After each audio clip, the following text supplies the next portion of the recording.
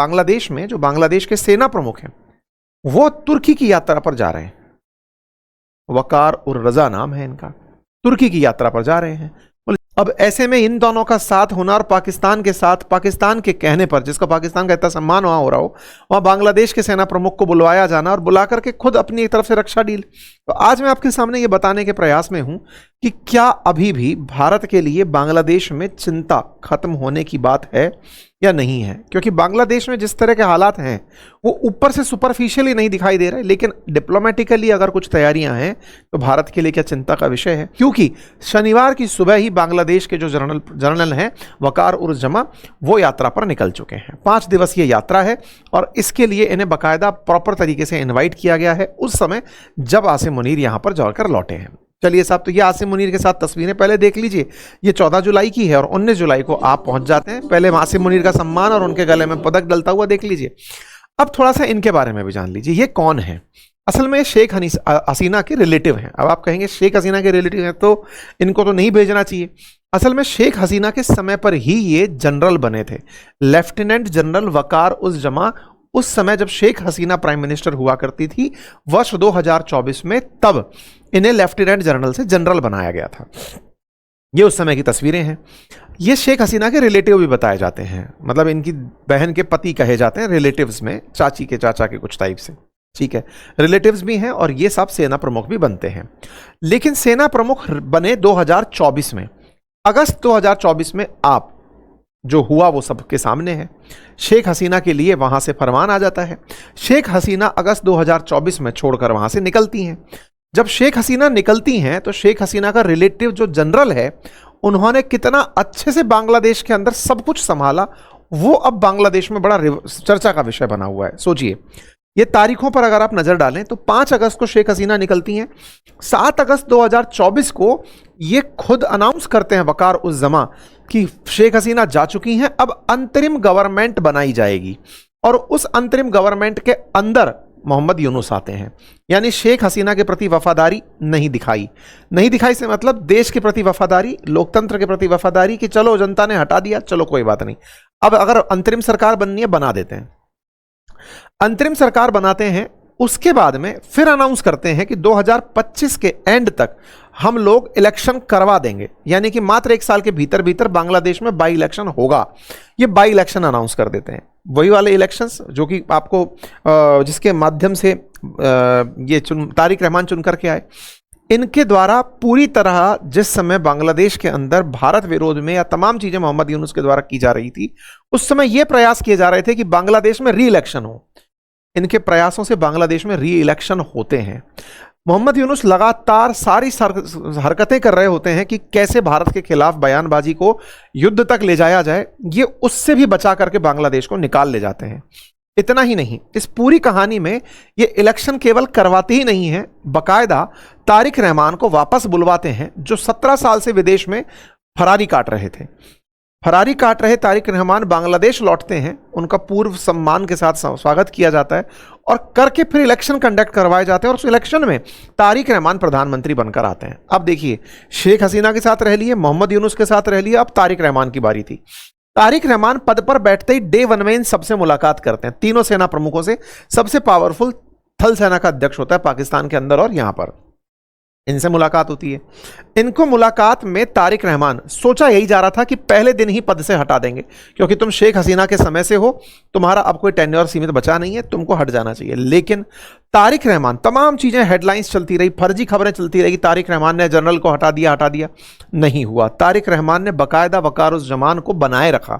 और जो सर्विस नियम है कि सेना के अंदर जनरल या तो 3 साल रहता है या 60 साल की उम्र तक रहता है।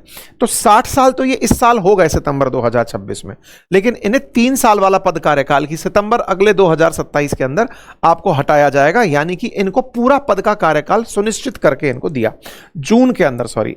तो ऐसे में ये अगले 11 महीने अब बांग्लादेश के और रक्षा सहयोग में रहने वाले हैं।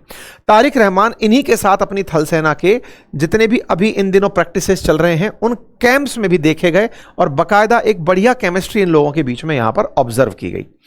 और सोचिए, तारिक रहमान पद पर बैठते हैं और इनको बांग्लादेश को रिप्रेजेंट करने के लिए दुनिया भर के देशों में भेजते हैं, जिनमें यूएस में 29 मार्च को हुई यात्रा भी प्रमुख है कि आप जाइए और हमारे लिए कुछ डिफेंस डील करके आइए। ऐसे में अब आर्मी चीफ का यानी कि वकारुज्जमान की जो तुर्की यात्रा है, उसके मायने ये निकाले जा रहे हैं कि ये बांग्लादेश में जो सरकार है उसके वफादार हैं और उसके लिए ये कुछ करने जा रहे हैं। तो पहले तो ये इनकी क्रेडिबिलिटी हुई। अब सवाल बना कि क्या करने जा रहे हैं। तो असल में तुर्की इन दिनों डिफेंस एक्सपोर्ट में तगड़ी तेजी से आगे बढ़ा है।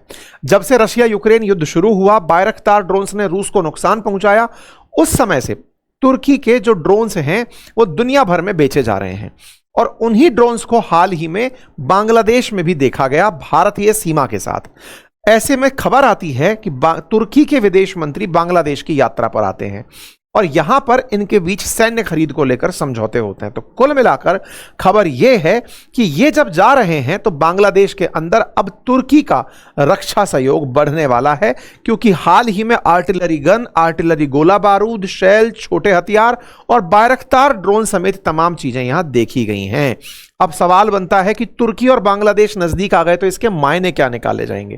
तो साहब सबसे पहली बात तो यह कि तुर्की इनके ग्रेटर बांग्लादेश के जो मोहम्मद यूनुस का सपना है उसका समर्थन करता है। यानी कि यह अपने आप में एक वो बात हुई कि बांग्लादेश को यह चाहता है कि भारत को नुकसान पहुंचाए, यह उस विचारधारा का है। ऐसे में तुर्की के टॉप डिफेंस ऑफिशियल्स बांग्लादेश में यूनुस सरकार से पिछले साल मिलने आए थे। आप उसकी खबर और हेडलाइन यहां पर देख सकते हैं। इतना ही नहीं, बांग्लादेश ने $600 मिलियन के 6 टर्किश हेलीकॉप्टर एक्सेप्ट किए। यह खबर आप जनवरी 20, 2026 की देख सकते हैं।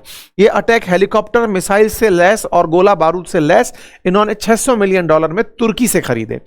इतना ही नहीं, इन्होंने बाकायदा ड्रोन्स भी हाल ही में भारत के बॉर्डर पर मोहम्मद यूनुस के टाइम पर अपॉइंट किए थे।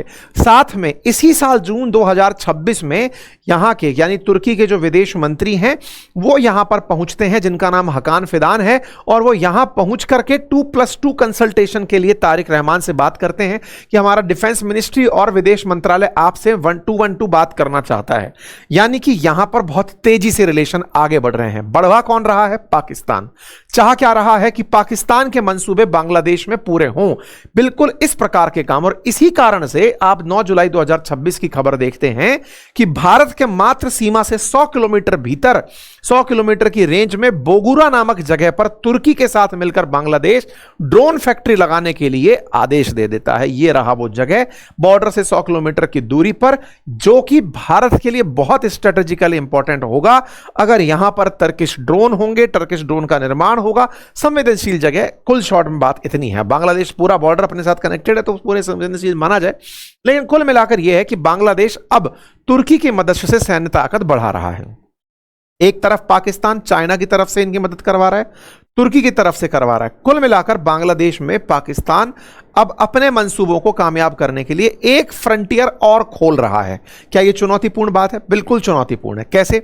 भारत अब तक युद्ध की जब तैयारी करता था, हमारे एयर स्क्वाड्रन लगाए जाते थे, सेना की तैयारियां होती थी, तो होती थी पाकिस्तान बॉर्डर पर और चाइना बॉर्डर पर। बांग्लादेश फ्रेंडली कंट्री था, इतना कि हमारा बॉर्डर भी पोरस बॉर्डर था कि इन पर हमने फेंसिंग तक नहीं करा रखी थी कि जरूरत नहीं है, हमारा मित्र राष्ट्र है। लेकिन जब बीते 2 सालों में जो भारत और बांग्लादेश के संबंधों में तलखी आई, पाकिस्तान ने उसे एक अपॉर्चुनिटी की तरह से लपका। पाकिस्तान को पता है कि बांग्लादेश और भारत का अभी हाल में कोई युद्ध नहीं होने वाला, लेकिन अगर पाकिस्तान के साथ कभी भारत का युद्ध होता है तो यहां से हल्की भी अनस्टेबिलिटी भारत की सेना का ध्यान बांट देगी। भारत अगर 3-3 मोर्चों पर, उधर से अरुणाचल से लेकर के पूरा लद्दाख तक चाइना बॉर्डर के साथ, इधर बांग्लादेश के साथ भारत 4000 किलोमीटर का बॉर्डर शेयर करता है, सबसे बड़ा बॉर्डर शेयर करता है। ऐसे में उस बॉर्डर पर कहीं भी कोई छुटपुट घटना हुई, क्योंकि इधर भी बीएसएफ लगी हुई है और पाकिस्तान बॉर्डर पर भी बीएसएफ लगी हुई है, तो ऐसे में कोई भी अगर यहां पर तलखी होती है तो भारत के लिए अपने आप में सेना का डिप्लॉयमेंट करना, अपने एयर स्क्वाड्रंस को अपॉइंट करना, यह अपने आप में एक स्ट्रेटेजिकल खर्चा है और यह भारत के लिए एक स्ट्रेस का पॉइंट है। मतलब समझिए कि पाकिस्तान में इन दिनों जो कवायद चल रही हैं, खुद का घर नहीं देख रहे, लेकिन यह भारत को घेरने के लिए मल्टी लेवल पर तैयारियां कर रहे हैं। इंटरनेशनली देखा देखा जाए, चाहे चाइना के केस में देखा जाए, तमाम तरीके से। और बांग्लादेश में जो हो रहा है वो तो ठीक नहीं है। लेकिन पाकिस्तान इंटरनेशनली जो कर रहा है, जैसे पाकिस्तान भारत अमेरिका के साथ सही से रिलेशन को मेंटेन कर ले गया, और तो और डिफेंस पैक्ट के मामले में जो अभी इसने सऊदी को बेचा, वो कुवैत को बेचने की बात की जा रही है, डिफेंस पैक्ट करने की बात की जा रही है। चर्चा यह भी है कि पाकिस्तान तुर्की और कतर के साथ मिलकर के वैसी तैयारी कर रहा है जो सऊदी और डिफेंस पैक्ट हुआ था ना, कि तुम्हारे लिए हम भी बम फेंक देंगे टाइप से। तो अब पाकिस्तान जो है ना, वो तुर्की, सऊदी, बांग्लादेश, इन सबको साथ लेकर एक बिल्कुल इस्लामिक नाटो बनाने की तैयारी कर रहा है कि हम सब साथ होंगे, कई मायनों में साथ होंगे अगर किसी एक देश पर हमला हुआ। सेल्फ डिफेंस में वो दुनिया के देशों को एक साथ लाने की जो कवायद कर रहा है, उस कवायद में कुछ हद तक सऊदी के साथ तो कामयाबी मिली भी है क्योंकि उसे डिफेंस मिला है, लेकिन अब बांग्लादेश में भी अगर वो मिलती है तो ये भारत के लिए एक चिंता का विषय है। और भारत को निश्चित ही इस विषय में गहराई से बांग्लादेश के साथ रिश्तों को वैसे ही बहाल करने की आवश्यकता होगी जैसे शेख हसीना के दौर में थी। आपको क्या लगता है जरूर कमेंट बॉक्स में बताएं। चैनल पर नए हैं तो सब्सक्राइब कर लें। कल हम लोगों ने एक पॉडकास्ट किया था अंकित इंस्पायर इंडिया पर, आपके साथ में शेयर किया है, उसका लिंक मैं कमेंट बॉक्स में डाल रहा हूं, आप देखिएगा। उसमें हमने तिहाड़ जेल के जुड़े हुए कुछ किस्से जेलर्स के माध्यम से समझाने का प्रयास किया। आप उसे सुनकर के अपनी प्रतिक्रिया अवश्य दीजिएगा। धन्यवाद।